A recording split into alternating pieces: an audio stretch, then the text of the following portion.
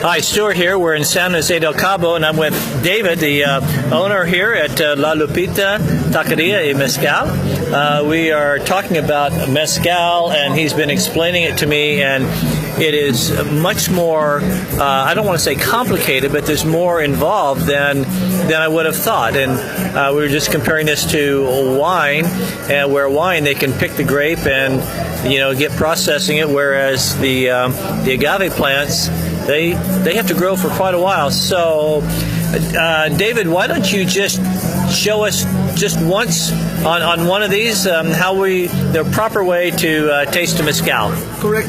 First of all, it's in every tasting, it's an organoleptic situation where you have to use all your senses. For example, if we're going to see or taste this mezcal, first of all, we're going to see if it's clear. It has to be clear. It has to be very dense on the purling that we say. The perlado is the foam that you see. That's quality and alcohol related. Every one of them is different. So as he shakes them, and what he explained to me earlier is that the winemaker, well, not the winemaker, sorry, the maestro mezcalero. Yeah, well, okay, I can't say it that well, but the person who makes the mezcal, he shakes it, and by shaking it, he sees what are called the pearls, which is like the foam, and that tells the density, tells the level of alcohol, and he sees the clarity. All right, so quality. So then, what we like to do, it's a little bit more complex than a normal, but I like you to do this because it's a proper way to approach mezcal. Mezcal, as I was telling the gentleman, it's really, really high on the level of alcohol. All of these are no less than 96 proof.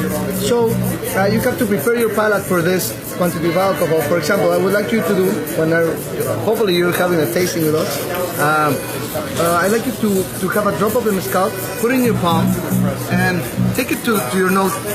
What you're doing is you are evaporating the alcohol and leaving the essence of each one of the mezcals. If you do that practice with each one of them, you're going to see that each one of them is different. Okay. So afterwards, what I'd like you to do is have a sip. They say in the romantic part of the mezcal is like giving kisses. So it's small sips. You're going to have a sip, you're going to run it through your mouth, and you're going to swallow it, okay? And I'm doing that right along with David here.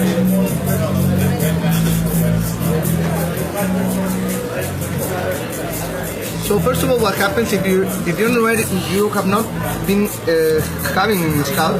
What happens is that when you have that so that's it, and you run it through your mouth, the alcohol level cauterizes your gums and your mouth and prepares it to the second sip. Also because it's really, really high on the level of alcohol. So then we're going to do a second sip, a small one, and we're going to swallow it directly. And then we're gonna close our mouth and breathe through our nose, okay? That's called a retronasal respiration, to try to take out all of the flavors, all of the essences of this incredible distillation. And when you do that, what I notice is I get a little bit of that smokiness from when the mezcal, when the plant is being cooked in the pit. So there's that smokiness there. That's a famous line about mezcal that is smoky, and that's because, as Stuart was saying, is that it's cooked in the pit. And contrary to tequila that is cooked in conventional ovens, that's why tequila is not smoky and mezcal it's in different levels, of smokiness. But you're gonna find that maybe 90 of 100. Okay. So we did that. Then we have two elements that are different from tequila that maybe you are more accustomed to. We have the orange, and then we have this is worm salt. This is the worm that live inside of the agave.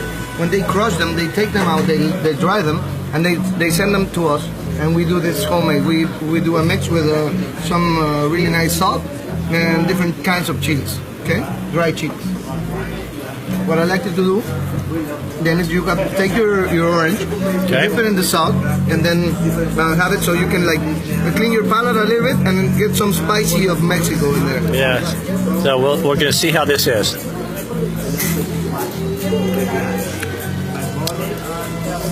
Definitely cleans the palate. taste some of those spices. So, okay, I'm ready. Perfect. So we're gonna do the same thing with the third one. So you clean your palate now. We're gonna go to the third one. What Stuart has here, 3 different mezcales, 3 different plants. This is the name is Cuish is the name of the brand, and the name of the plant is Espadín. Then you have Mezcales de Leyenda, and the name of the plant is Duranguensis. It's from the state of Durango, correct? Right. This is from Oaxaca. And then we have Mezcaloteca, that this is a blend of wild agaves. You have crazy names like Jabalí, Madre Cuiche, Verde Mexicano, Tobalá, and Tepextate. I was also telling Studio that, for example, there are different aging, or how do you say, the years that each one of the plants live. Right. We go from Espadín that goes from 8 to 12 years, maybe Duranguensis goes from 16 to 18 years, and then a couple of these wild agaves that you see here mentioned go from 20 to 25 or 30 years to get to the maduration point. That means that that plant is inside of the soil for that time, okay? So you have to be very patient. This is a heritage thing. This is a generation to generation thing, that it's a recipe. As you can see, maybe in our menus, that we have tons of mezcales, and you have here the state where it's produced, the commercial name, then you have the different names of the plant, and this is very important. What Stuart was telling you is the name of the woman or the man that do the mezcal. It's called maestra or maestro mezcalero. Okay. Maestro Mezcalero. Okay. And in fact, you see in the different names, you see the same last names. Some of these guys are family. Maybe they don't work together, but they are family at the end. So working for different projects, or everything is so cultural and so generation that it's just amazing. So we have to taste the third one. We'll taste the third one after I'm going to sign off here, let people go so they can go taste some mezcal, but I'm going to continue on with the mezcal as well as some of the delicious tacos. And the one that I saw that really excited me was this cheese crust, and David's pointing to the cheese crust pastor. Describe that quickly for us, please, David. So pastor is very well known in Mexico City. You see that in every corner. And it's pork marinated. Each one of the pastor has their own recipe. The marination is special, and then we have the master pastorero there, right. And he slices or carves the pork, and we, instead of a tortilla, we do a cheese crust. So the cheese crust with the pastor and the same garnish, onion, cilantro, and a dash of a small slice of pineapple.